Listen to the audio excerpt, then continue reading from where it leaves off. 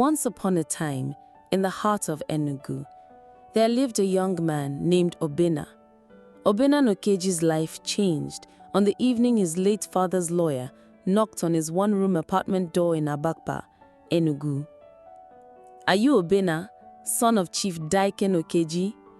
the elderly man asked, peering at him through small round glasses. Obinna's brow furrowed. "Yes, but my father died 10 years ago. What is this about?" The lawyer sighed. "Your father left behind a will, and it's time you knew what he left for you." Until that day, Obinna had lived like any other struggling Enugu youth. A 25-year-old mechanic who fixed cars by day and dreamt big at night. He never spoke about his father, not because he didn't want to, but because he barely knew him. His mother, Mama Obi, had raised him alone after Chief Daike, a wealthy businessman from Independence Layout, passed away. The man's family never accepted Obinna as a legitimate child. He was the bastard born to a village woman. But now, that bastard had inherited a 4-bedroom duplex in New GRE. When Obinna first stepped into the compound, the gates opened like a scene from a Nollywood movie. The house was huge, painted cream and gold, with 2 palm trees standing like royal guards by the entrance. He stood there, confused, until a security man approached him. "Good evening, Oga. Are you the new owner?" Obinna blinked. "Yes, I think I am." From that day, his life began to change. Words spread like harmattan fire. Obinna, the same boy that used to trek from Abakpa to Ogbete. His father left him a house, Chinekemi. Within a month, Obinna traded his oily overalls for Ankara shirts and clean jeans. But life in New GRA wasn't just about mansions and fancy neighbors. He quickly learned that power attracts attention and enemies. There is a beautiful lady called Adaore who lives few blocks away from Obinna. She lived across the street, the daughter of a retired commissioner, an Instagram influencer with over 60K followers, light-skinned, curvy, and as sharp as a fresh blade. She had never looked his way before, but after Obinna moved into the duplex, she started greeting him with a smile that could melt a goosey. One Saturday evening, she showed up at his door with a bottle of wine and a story about needing help with her car battery. From that night, she never left. They were the envy of the street, Obinna and Adaore, the new power couple. She dressed him up, introduced him to her circle, and taught him how to pose for pictures. "Obinna, stop saying I dey go.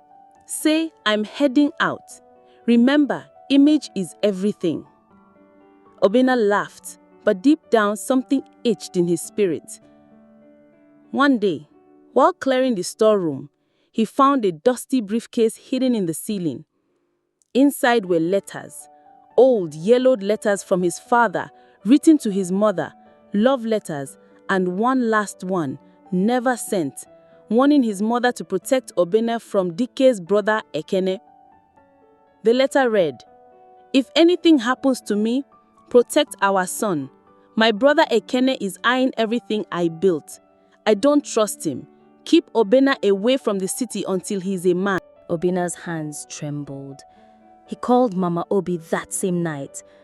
"Mama, why didn't you ever tell me about Uncle Ekene?" Silence. Then, "I tried to protect you, my son.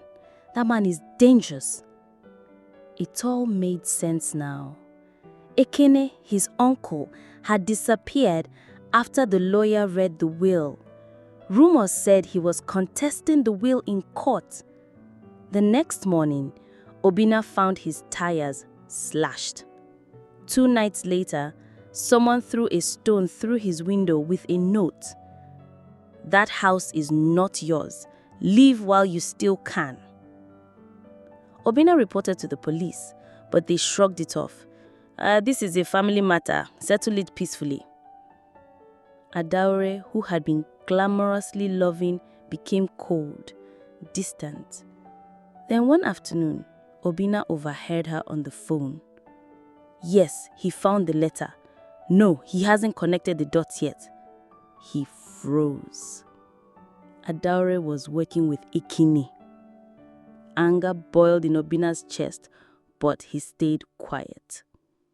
That night, he went to his workshop, pulled out his old phone, and called his childhood friend, Chibuzo, now a freelance journalist. Chibuzo, I have a story, a big one. The next week, a scandal broke out in the Enugu Daily. Chief Dyke's brother accused of threats, land fraud.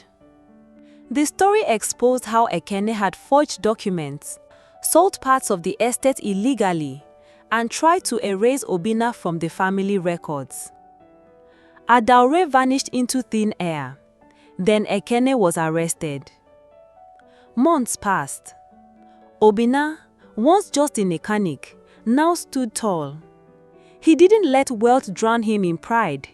Instead, he renovated his late father's property and opened a youth training center beside it, teaching mechanics, electricals, and auto tech. When Mama Obi came to visit, she cried seeing the big sign. The Dyke Foundation, for the sons the city forgot. One morning, as Obinna stood outside watering the flowers, a group of kids in dusty uniforms passed by and waved. "Oga Obinna, good morning, sir." He smiled. From one room in Abakba to the heart of Enugu's elite, Obinna had not just inherited a house, he had reclaimed a legacy.